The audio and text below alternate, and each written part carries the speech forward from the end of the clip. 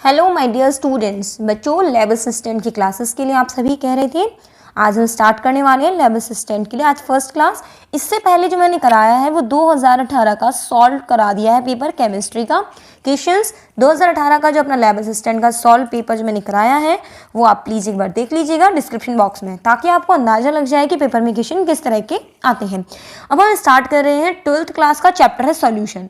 यहाँ से हम स्टार्टिंग ले रहे हैं चैप्टर्स की, 11th के भी कराएंगे, लेकिन मैं थोड़ा सा टॉपिक वो ले रही हूँ जहाँ से थोड़ा इंटरेस्ट भी क्रिएट हो जाएगा, आपके लिए थोड़ा आसान भी रहेगा, थोड़ा कठिन भी रहेगा, क्वेश्चन अच्छे बनेंगे। जो हम स्टार्ट करते हैं, सबसे पहली बात बच्चों हमें बेसिक्स से लेने चाहिए।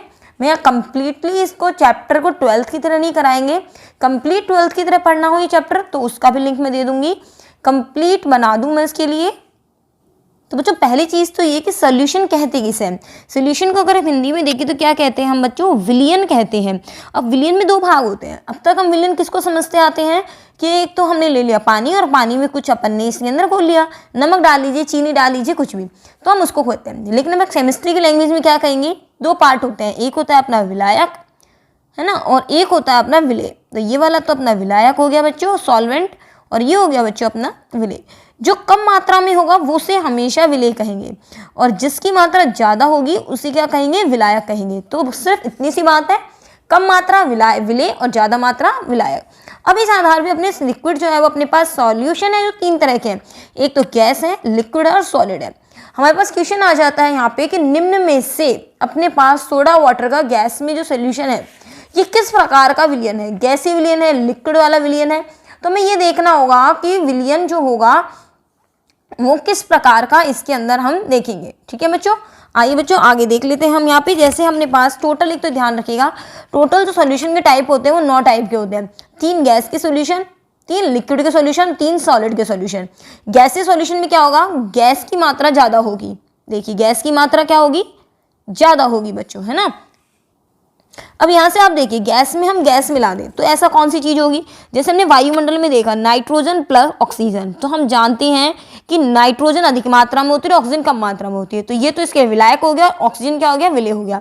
अब हम कह रहे हैं कि गैस में कोई ना कोई लिक्विड मिला दिया जाए तो वो कौन सा सोल्यूशन होगा, तो ये भी देख लेते हैं एक बार। गैस में अगर लिक्विड हम मिला रहे हैं तो पानी को आप जब वाष्पित करते हो तो पानी के कण वाष्पित हो जाते हैं, तो एयर में तो होते हैं, तो एयर तो हो गई गैस, और लिक्विड क्या हो गया, पानी। तो जल वाष्प जो हो गया वो कैसा विलयन हो गया आपके लिए, वो हो गया गैसीय विलयन, क्योंकि गैस की मात्रा इसमें क्या होगी बच्चों, ज़्यादा होगी।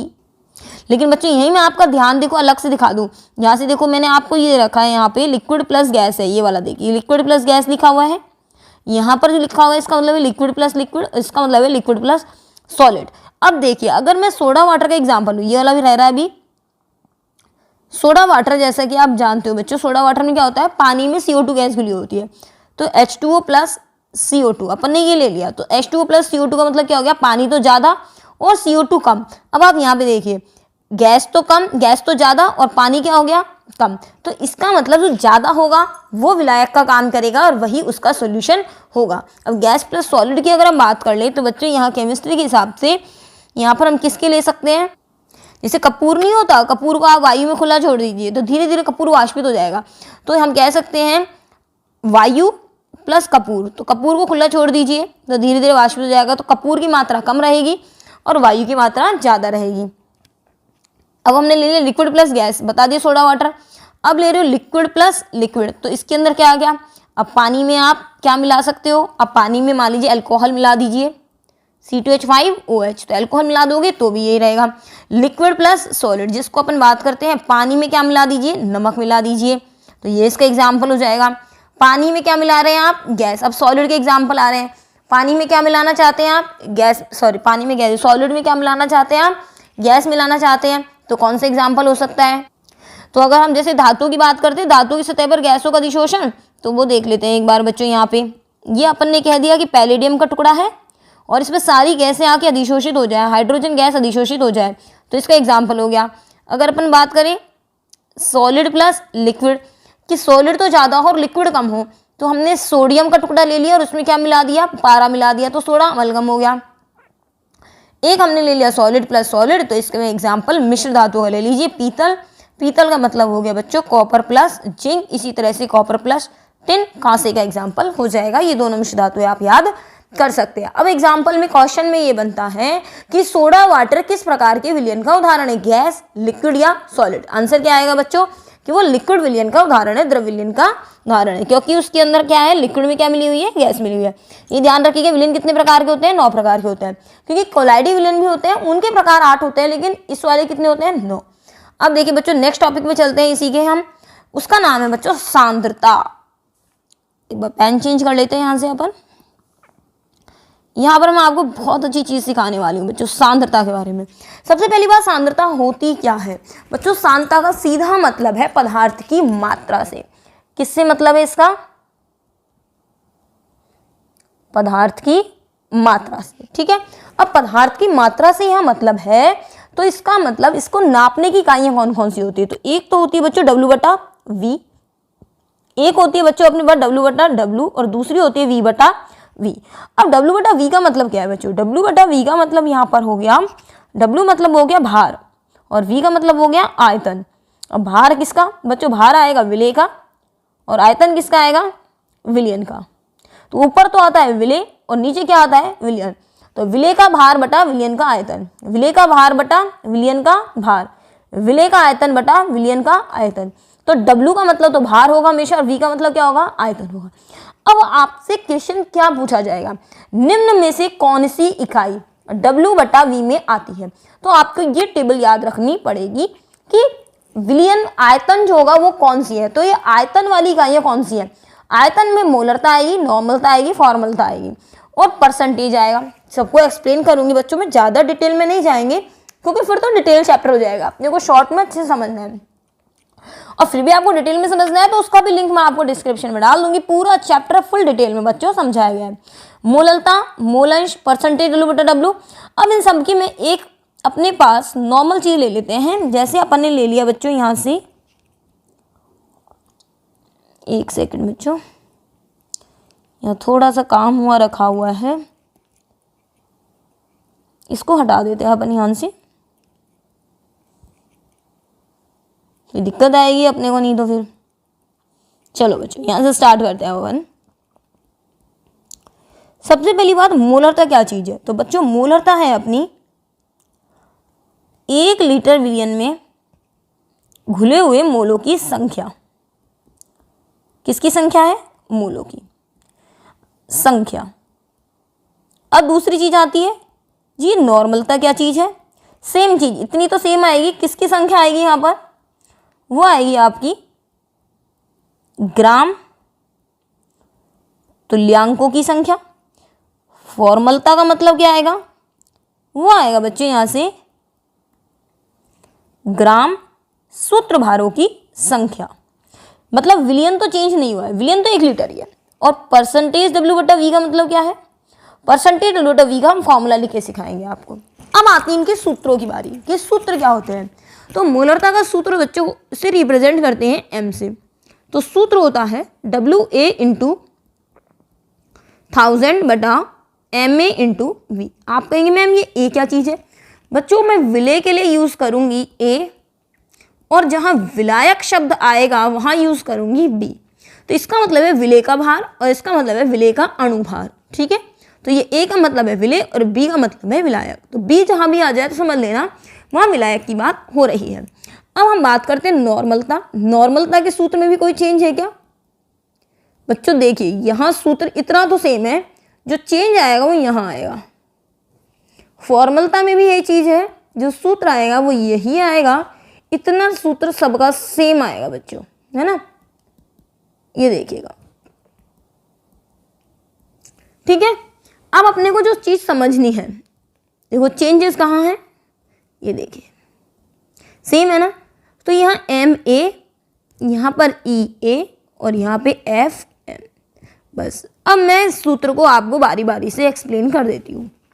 MA का मतलब है अणुभार, भाई जिसका भी आपको निकालना है।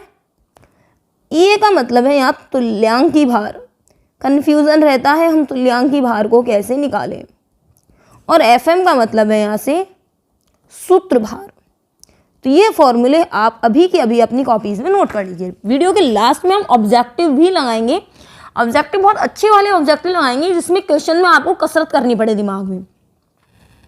इतना चीज हो गई अपने पास, फॉर्मूले की बात हो रही है। अब हम एक क्वेश्चन ले लेते हैं जहां से हमको इसको सॉल्व करना है कि 250 ml NaOH का सॉल्यूशन बनाना है। 250 ml क्या है? NaOH का सॉल्यूशन है और हमारे पास 4 ग्राम NaOH है और आपसे कह दें कि इतना डाल के हम बनाए तो इसकी मोलारिटी क्या होगी, इसकी मोलरता क्या होगी। अब अपने को ये बनाना है, मोलारिटी निकालनी है इसके लिए, तो कितनी होगी? सूत्र निकालिए, WA into 1000 upon MA into V। W कितना दिया गया है बच्चों? 4 ग्राम इंटू 1000, MA NaOH का अनुभार निकालेंगे हम, तो NaOH का अनुभार क्या हुआ? सोडियम का 23, ऑक्सीजन का 16 और हाइड्रोजन का 1। टोटल कितना आया? 40। और कितना है अपने पास? V कितना है? 250। सॉल्व करेंगे आप, कितना आएगा? 4/10, मतलब कितना हो गया? 2 दूनी 4, 2 पंजे 10, कितना हो गया अपने पास? 5 चौक 20। तो मोलारिटी कितनी आ गई? 0.4 m आ गई। अब आपसे कहा जाए कि नहीं जी, हमें तो मोलारिटी मत निकालिए, हमें तो इसी सॉल्यूशन की क्या निकाल दीजिए? नॉर्मेलिटी निकाल दीजिए। क्या निकाल दीजिए? नॉर्मेलिटी। नॉर्मेलिटी निकालने के लिए बच्चों आपको चाहिएगा इसका तुल्यांकी भार। अब मेरे हिसाब से मोलरता तो आपको समझ में आ गया होगा कि मोलरता कैसे निकाली है अपन ने। सीधा सा जो फॉर्मूला है उसमें आपको ये सारी वैल्यू पुट कर देनी है और आपकी मोलारिटी आ जाएगी। ठीक है, अब बात करते हैं कि तुल्यांकी भार हम कैसे निकालते हैं। तुल्यांकी भार देख लीजिए, ऐसा नहीं है जिन बच्चे अभी पढ़ के आए ना उनको कुछ भी नया नहीं मिलेगा, अभी तो पहली क्लास है, ऐसा थोड़ी बिल्कुल कठिन ले लेंगे, है ना। तो अपन थोड़ा तुल्यांकी भार को देख लेते हैं। तुल्यांकी भार में आपको कुछ नहीं करना है, जो अणुभार होता है इसमें संयोजकता का भाग लगा दीजिएगा, क्योंकि इसमें बहुत सारी चीज़ें दी होती हैं। हम केवल एक ही फॉर्मूले को पकड़ के चलेंगे कि हमको क्या करना है इसके अंदर। अब जैसे आपको H2SO4 का संयोजकता निकालनी है, कैसे निकालें मैडम? तो आप अणुभार तो इसका निकालेंगे 98 आ जाएगा। संयोजकता कैसे निकालें? दोनों को अलग अलग करिए, H+ और सल्फेट -2। जो संख्या ज़्यादा है ना उसी को लगा दीजिए। कितनी आ रही है संख्या? 2 आ रही है ना, ठीक है। 98 में भाग किसका लगा दीजिए? 2 का लगा दीजिए, निकल के आ गया। आपसे मैंने कह दिया कि संयोजकता, अणुभार नहीं निकालूंगी अब मैं, संयोजकता निकालूंगी सीधे। NaOH है, अलग अलग कीजिए, Na+ और OH -1, एक ही आ रहा है। NaOH की होती है 40 अणुभार, संयोजकता में कितना आ रहा है? 1 तो 1 लगाएंगे तो आंसर कितना आएगा? 40 ही आएगा। इसका मतलब जब संयोजकता 1 हो तो अणुभार और तुल्यांकी भार में कोई फर्क नहीं पड़ता है। इसका मतलब इस विलयन की आप नॉर्मलता भी निकालेंगे तो वही आएगी जो इसकी मोलरता आ रही है। ठीक है, चलिए और बात करते हैं हम इसके आगे। मान लीजिए आपने कैल्शियम सल्फेट करा तो Ca+2 और सल्फेट -2, तो ये 2 और 2 हो गए, तो कितने से डिवाइड कर देना है इसके अणुभार को? 2 से डिवाइड कर देना है। तो AlCl3 है, अब Al पे होता है +3, Al पे कितना होता है बच्चों? +3, और Cl पे कितना होता है? -1, तो कितने से डिवाइड लगाएंगे? 3 से डिवाइड लगाएंगे। तो बच्चों बहुत सारी चीजें होती हैं इसमें तुल्यांकी भार में, अम्ल का तुल्यांकी भार, क्षार का तुल्यांकी भार, लवण का तुल्यांकी भार, ऑक्सीकारक का तुल्यांकी भार, अपचय का तुल्यांकी भार, उन सब के केसेस में नहीं पढ़ना है। अगर ऑक्सीकारक और अपचय का जाए तो इलेक्ट्रॉन जितने लिखे हों उतने का डिवाइड लगा देना। बाकी सबसे अच्छा तरीका है जिस पर आवेश ज्यादा है उसी का भाग आप लगा देना, बाकी और झंझट में मत पड़ना। ठीक है, अब मैं आपको एक चीज और सिखाने वाली हूँ यहाँ से।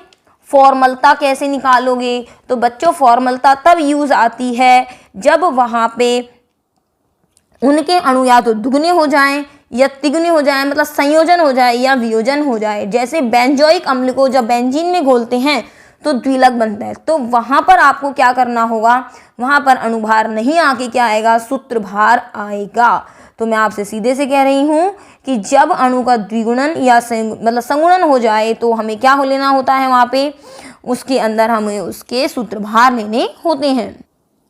जैसे आपसे कह दिया जाए कि बेंजीन को जो है ना, बेंजोइक अम्ल को किस में घोल दें अपन, या बेंजोइक अम्ल नहीं, एसिटिक एसिड ले लीजिए। एसिटिक एसिड को हमने घोल दिया बेंजोइक अम्ल में, बेंजीन में घोल दिया आपने। किस में घोल दिया आपने? बेंजीन में घोल दिया। तो इस समय इसका अणुभार होता है 60, लेकिन जैसे ही बेंजीन में घोलते हैं तो ये कितना हो जाता है इसका? 20 हो जाता है, तो वहां पर अपने को अनुभार 60 नहीं लेके क्या देना है 120। कहने का मतलब है क्वेश्चन में आपको लिखा मिल जाएगा कि वो क्या बना देता है द्विलक, तो दुगना कर देना उसको, ठीक है, बाकी ज्यादा इंपॉर्टेंट है नहीं। एक चीज और बच्चों मैं आपको यहाँ से सिखाना चाहूंगी कि मान लीजिए कभी कभार क्वेश्चन ऐसे दे देते हैं जहां पर लिखा होता है कि यदि 2 अम्लों को मिला दिया जाए, कि 2 अम्ल है अपने पास, उनको मिला दिया जाए, 2 अम्लों को मिलाने पर क्षारक उसकी अम्लता क्या होगी, अम्लों को मिलाने पर अलग अलग क्या है। जैसे मान लीजिए एक हो गया अपने पास कि 250 ml सॉल्यूशन है, कितनी मोलैरिटी का है, वो 0.1 m का है। दूसरा है अपने पास 250 ml जो है वो 0.2 मोलैरिटी का है, और इन दोनों को मिला देते हैं अगर अपन, तो बताओ नई मोलरता क्या होगी। तो उस मोलरता को कैसे निकालेंगे अपन, उस मोलरता को निकालने का सूत्र होगा m × v, मतलब m1v1 प्लस m2v2। ये सूत्र याद कर लीजिएगा कि 2 अम्लों को मिलाने पर यही। इसी प्रकार से 2 क्षार भी अगर आप मिला देते हैं तो भी यही सूत्र लगेगा अपना।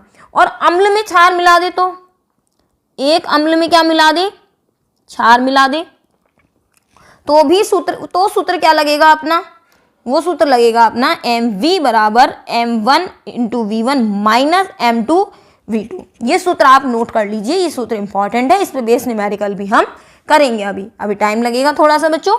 अभी देख लेते हैं और चीजें क्या क्या हैं जिसमें अपने को करने हैं। परसेंटेज W/V इसको सॉल्व नहीं किया है, मैं यही सॉल्व कर देती हूँ। परसेंटेज W/V बेटा न्यूमेरिकल की जो इनकी अभी अपन वैसी क्लास पढ़ रहे हैं, जब अपन क्वेश्चन ले लेकर आएंगे ना तब अपने को ज़्यादा अच्छा इंटरेस्ट आएगा कि हाँ क्वेश्चन कैसे सॉल्व करना है। तो परसेंटेज W/V कैसे करेंगे, परसेंटेज का मतलब होता है बच्चों 100, V का मतलब होता है आयतन, विलयन का आयतन, और W का मतलब होता है विलय का भार। तो बस ये इसका सूत्र हो गया। आपके पास क्वेश्चन आता है, आप इससे निकाल सकते हैं। जैसे अपने पास क्वेश्चन आ गया, मैं यहाँ लिख के बता देती हूँ कि अपने पास कह दिया 10 ग्राम शर्करा को हमने 250 ml पानी में घोलकर विलयन बना दिया, मतलब शर्करा का 250 ml विलयन बनाया। बताएं इसका प्रतिशत W/V क्या होगा, प्रतिशत W/V क्या होगा। तो क्वेश्चन में आंसर कैसा बचेगा बच्चों, यहाँ से 10 बटा कितना हुआ 250 गुना कितना हुआ 100, है ना। तो ये इस तरह से होगा, इससे आप निकाल सकते हो 25 चौक 100, तो कितना आ गया 4% का विलयन हो गया। कितने का विलयन हो गया 4% का। सीधे भी कह सकते हो कि 250 ml में अगर 10 ग्राम है तो सीधी सी बात है 1 लीटर में कितना होगा 40 ग्राम होगा, और 1 लीटर में 40 ग्राम होगा तो कितने का विलयन हो गया 4% का विलयन हो गया, ठीक है ना। तो इस तरह से आप निकाल सकते हो बच्चों इसको, इस तरह का क्वेश्चन इसमें से बन जाता है। आगे देखो जो मेन क्वेश्चन आता है अपना कि W/W का मतलब क्या है, मतलब भार बटा भार। मोललता क्या चीज होती है, मोललता का मतलब होता है बच्चों 1000 ग्राम विलायक में मोलों की संख्या। यह ध्यान रखना यहाँ विलयन नहीं है, शब्द क्या है विलायक, मोलों की संख्या। एक चीज और, अगर विलयन को गर्म कर दिया जाए तो किस पर प्रभाव पड़ता है, अगर विलयन को गर्म कर दिया जाए तो यहाँ से जो प्रभाव पड़ता है बच्चों, यहाँ से मैं आपको बता दूं तो वहाँ से ये सारी चीज़ें या तो घटेंगी या फिर बढ़ेंगी। वैसे घटती है, अगर विलयन को गर्म कर दिया जाए तो ये सारी चीज़ें घटने लगती हैं, ये सभी चीज़ घटेगी। लेकिन अगर विलयन को गर्म कर दे तो ये वाली जो चीज़ है ये नहीं घटेगी, इस पर कोई प्रभाव नहीं पड़ेगा। फिर से कह रही हूँ, तापमान का इस पर कोई प्रभाव नहीं पड़ेगा W/W पर।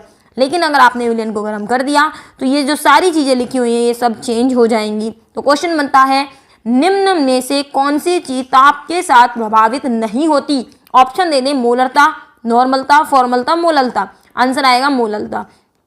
क्यों नहीं होती, इसका आंसर अभी एक्सप्लेन करेंगे। तो 1000 ग्राम विलायक में मोलों की संख्या क्या कहलाएगी मोललता। फॉर्मूला क्या होगा मोललता का, देखो ये वाला फॉर्मूला अपना लिखा हुआ है ना, देखो इसी के साइड में लिखती हूँ मैं यहाँ से। इसको रिप्रेजेंट करते हैं बच्चों स्मॉल m से। बच्चों मैं यहीं पे लिख देती हूँ किसको किससे रिप्रेजेंट करते हैं। यहाँ पे एक सेकेंड, थोड़ी सी स्पेस ले लेते हैं। कैपिटल N F, इसको रिप्रेजेंट करते हैं बच्चों यहाँ से मोललता को स्मॉल m से। मोल अंश को किससे रिप्रेजेंट करते हैं x से, ठीक है। ये तो ppm और ये ppb है। तो मोललता की बात कर रहे थे हम यहाँ से कि मोललता को हम किससे एक्सप्लेन करते हैं। तो स्मॉल m बराबर, देखो इतना सूत्र तो सेम था उसके मोलरता के लिए। यहाँ पर ये विलायक है तो यहाँ पर नीचे क्या है, भार, तो WA बट्टा WB, तो ये विलेय का भार और ये विलायक का भार, इतना चेंज आ जाएगा अपने पास। ठीक है, इसके मैं एक बहुत अच्छी चीज़ एक्सप्लेन करने वाली हूँ, यहाँ पे ध्यान दीजिएगा। मोल अंश, चलिए पहले मोलरता और मोललता, इनमें एक चीज़ मैं बता देती हूँ आपकी, मोलरता और मोललता में देख लीजिए। मोलरता का मतलब क्या है कि 1 लीटर में घुले हुए मोलों की संख्या, मोलों की संख्या। बच्चों मोललता क्या है अपनी, 1000 ग्राम या 1 किलोग्राम, 1 किलोग्राम में घुले मोलों की संख्या। तो हम ऐसा कहते हैं कि हमारे पास 1 किलो पानी है और उसके अंदर 1 मोल नमक घुला हुआ है। ठीक है, यहाँ हमने कहा कि मेरे पास 1 लीटर पानी है और मैंने 1 मोल नमक घोल रखा है, बोल दिया। आपने दोनों को गर्म किया, गर्म किया, गर्म करते ही हम जानते हैं जो द्रव होते हैं वो फैलते हैं। पानी का जो आयतन होगा वो क्या होगा, बढ़ के, हम एक तरफ को मान ले, एक तरफ को यूँ मान ले कि पानी का आयतन बढ़ के क्या हो जाता है, 1 लीटर से 2 लीटर हो जाता है। होता नहीं है, मैं मान के चल रही हूँ यहाँ पानी का आयतन बढ़ता है, तो मैंने कह दिया 1 लीटर से कितना हो गया, 2 लीटर हो गया, क्योंकि पानी फैलेगा आग बाके। और फिर 1 मोल नमक, इसका मतलब 2 लीटर में भी 1 मोल नमक है, तो 1 लीटर में कितना रह गया, आधा मोल नमक, और अगले 1 लीटर में भी कितना रह गया, आधा मोल। जब 1 लीटर में आधा मोल नमक रह गया तो पहले 1 लीटर में 1 मोल था, तो इसकी मोलरता कितनी थी, 1 m थी। लेकिन 2 लीटर में आधा मोल रह गया तो इसकी मोलरता कितनी रह गई, 0.5 मोल इसकी मोलरता रह गई, मोलरता घट गई। शुरू में कितनी थी, 1 लीटर में 1 मोल नमक था, 1 लीटर में 1 मोल था, तो शुरू में कितनी थी, शुरू में थी 1 m, शुरू में कितनी थी 1 m, बाद में कितनी हो गई 0.5 m, क्योंकि 1 लीटर से 2 लीटर हो गया। आगे अब यहाँ देखते हैं, हम यहाँ पर देखेंगे अपन इस चीज़ को। यहाँ पर हमने कहा कि 1 किलोग्राम था और 1 मोल नमक था। पानी को आपने गर्म किया, गर्म करने के बाद इसका आयतन फैलेगा, लेकिन नमक तो फिर भी 1 किलो का क्या रहा, 1 किलो ही रहा। 1 किलोग्राम में 1 मोल नमक था, इसकी जो मोलरता थी वो 0.1 m थी। यहाँ पर कितना था, 1 कैपिटल M, यहाँ क्या था 0.1 स्मॉल m। आपने गर्म किया, अब ऐसा तो नहीं होगा ना कि पानी 1 किलोग्राम की जगह 2 किलो पानी हो जाएगा, नहीं, पानी का तो भार उतना ही रहेगा। इसका मतलब मोललता चेंज नहीं हुई, गर्म करोगे तो भी इतनी रही, यहाँ गर्म करते ही चेंज हो गया। तो हमने कह दिया कि मोललता पर ताप का कोई प्रभाव नहीं होता, लेकिन ये ताप बढ़ाने पर क्या होती है, ये घटने लगती है। समझ में आ गई आपको बात, ये वाली चीज़ थी। अब बात करते हैं कि ये वाला, एक बार ये देख लेते हैं ppm क्या होता है और ppb क्या होता है। चलिए यहाँ पर अपन जगह खाली कर लेते हैं अपने पास। तो जितने भी आयतन वाले हैं वो तापमान के साथ क्या होने लगते हैं बच्चों, वो घटने लगते हैं यहाँ पे। चलिए ppm और ppb, इसका पूरा नाम होता है बच्चों पार्ट्स पर मिलियन। पार्ट्स पर मिलियन का मतलब क्या हो गया बच्चों, पार्ट्स पर मिलियन मतलब 1 मिलियन में घुले हुए भागों की संख्या। तो विलेय के भाग बटा विलियन का भाग, कि विलियन कितना है ना, और ppm मतलब 10 की घात 6, 10 की घात 6, क्योंकि 1 मिलियन में कितना होता है 10 लाख होता है। तो 1 2 3 4 5 और ये 6, तो 6 हो गया। ये देखिए कितना हो गया अपना, ये 10 लाख, तो 10 लाख हो गया। और ppb होता है बच्चों, इसमें आएगा 10 की घात 9 मतलब 1 बिलियन, वही चीज़ आएगी विलेय के भाग बटा विलियन का भाग। इसका यूज़ कब होता है बच्चों, समुद्रों में अगर अपने को प्रदूषण नापना हो कि समुद्र में कितनी ऑक्सीजन है, तो हम क्या देते हैं कि मान लीजिए मैंने कह दिया कि समुद्र में जो अपने पास अब प्रदूषण है, प्रदूषक मात्रा है वो 1 ppm है, या मैं कह दूँ 20 ppm है, तो इसका मतलब ये कि हो गया कि 20 भाग 20 जो मतलब अपने पास 10 की घात 6 मतलब 1 मिलियन जो है अपने पास अणु, उसके अंदर 20 ग्राम या 20 भाग किसके हैं, प्रदूषक भाग के हैं, प्रदूषक मात्रा है। क्योंकि समुद्र का पानी बहुत ज़्यादा है, तो हम ऐसा नहीं कह सकते कि 1 लीटर में इतने हैं, या हमारे पास 200 ml में इतने हैं, 400 ml में। हम कितने भाग करेंगे कि 10 लाख भाग में इसमें प्रदूषक तत्वों की मात्रा कितनी है, यहाँ पर ये 20 ग्राम, या हम कह सकते हैं 20 भाग इसमें इतना है। अगर 10 लाख भाग पानी है तो इसमें 20 भाग क्या है, प्रदूषक हैं। समझ में आ रही है आपको बात, कि 10 लाख भाग पानी है तो 20 भाग क्या है इसमें से, प्रदूषक मात्रा होगी। इसी तरह से हम अगर एयर पोल्यूशन नापते हैं तो किस में नापते हैं, ppb में नापते हैं। ठीक है, चलिए आगे देखते हैं अपन मोल अंश क्या चीज़ है और परसेंटेज W/W क्या चीज़ है। मोल अंश की बात कर लेते हैं हम यहाँ पे। बच्चों मोल अंश का सूत्र बता देती हूँ मैं आपको कि मोल अंश क्या चीज़ होती है। मोल अंश का मतलब होता है बच्चों अवयव के मोल बटा कुल मोल। मतलब कोई चीज़ A, B, C से मिलकर बनी है तो अगर A के मोल मुझे निकालने हैं, A का मोल अंश निकालना है तो XA बराबर अवयव A के मोल मतलब N से रिप्रेजेंट करते हैं और कुल मोल क्या हो गए, A के मोल मतलब Na, B के मोल मतलब Nb और C के मोल मतलब Nc। अगर A के मोल कितने हैं 10 मोल, B के मोल भी है 20 मोल और C के मोल है 30 मोल, तो बताइए A की मोल भिन्न कितनी होगी, तो 10/10 प्लस 20 प्लस 30, तो 30 20 50 प्लस 10 कितना हो गया 60, तो 10/60 बराबर 1/6 क्या होगा XA, मतलब A की क्या होगी मोल भिन्न कितनी होगी 1/6। एक चीज़ याद रखिएगा बच्चों कि मोल भिन्न जितनी भी होती हैं XA plus XB plus XC इनका योग हमेशा 1 होता है।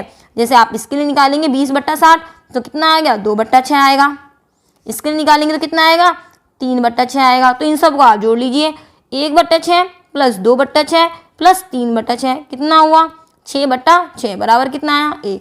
तो हमेशा मोल भिन्नों का योग कितना होता है, हमेशा 1 होता है। अब अपना क्या बच गया बच्चों, परसेंटेज W/W। जैसे हमने इसको सॉल्व किया था इसको भी कर लेते हैं। ये देख लीजिए एक बार, मुझे लग रहा है न्यूमेरिकल वाला पोर्शन मुझे नेक्स्ट वीडियो में देना होगा बच्चों, फिर नेक्स्ट वीडियो वाला वीडियो जरूर देखिएगा। उसके अंदर हम परसेंटेज W/W को सॉल्व कर देते हैं बच्चों। परसेंटेज W/W क्या चीज़ होती है, ठीक है। तो इसका मतलब हो गया W का मतलब विलेय का भार, W मतलब विलेय का भार, नीचे वाले W का मतलब भी क्या है भार, लेकिन किसका भार, विलयन का भार। किसका भार, विलयन का भार गुणा क्या आएगा 100, क्योंकि परसेंटेज लिखा है ना इसलिए 100। तो विलेय का भार बटा विलयन का भार गुणा 100, ये चीज़ हो गई। तो सबके फॉर्मूले एक बार आप अप्लाई कीजिएगा। आपके पास कोई भी कंपटीशन बुक है तो क्वेश्चन अप्लाई कीजिएगा। मैं भी क्वेश्चन आपके लिए लेकर आऊँगी, आप भी क्वेश्चंस को सॉल्व कीजिएगा, क्योंकि वीडियो बहुत ज़्यादा लंबा हो गया है बच्चों। 27 मिनट की वीडियो चलते हुए हो गई है इस टाइम, तो लंबा वीडियो हो जाएगा अगर मैंने आपको क्वेश्चन भी सॉल्व करवाए तो यहाँ पर। लेकिन मैं आपको नेक्स्ट वीडियो में क्वेश्चन जरूर सॉल्व करवाऊंगी। तो अभी के लिए इतना ही। और ये V का है जो परसेंटेज V/V है, इसका मतलब क्या है वो देख लीजिए।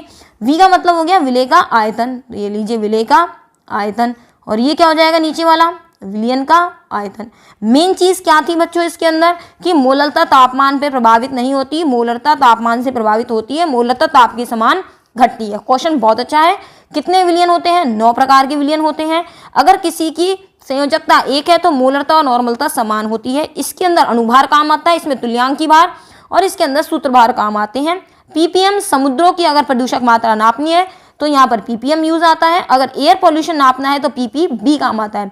इसका मतलब होता है पार्ट्स पर बिलियन। इसमें 10⁹ होता है और इसमें 10⁶ होता है। मैं आपको सारी जो चीज़ें हैं वो एक वर्ड में, और बच्चों मैं जितना भी इस वीडियो में पढ़ाऊंगी मैं आपको एज इट इज़ ये पूरी PDF जो है वो आपको टेलीग्राम चैनल पे अवेलेबल करा दूंगी। रोज का जितना भी पढ़ा हुआ है आपके सामने लिखा हुआ है, देखो सारा, ये पूरी की पूरी एज इट इज़ PDF आपको कुकू केमिस्ट्री नाम का एक टेलीग्राम चैनल है, उसे ज्वाइन कर लीजिएगा फ्री ऑफ कॉस्ट। मैं आपको ये सारी जो अपनी जितना भी अपन पढ़ाएंगे, जितना भी ये PDF का जो काम है वो सारा के सारा आपको इस टेलीग्राम चैनल पर एज ए PDF के रूप में उपलब्ध हो जाएगा बच्चों, ठीक है।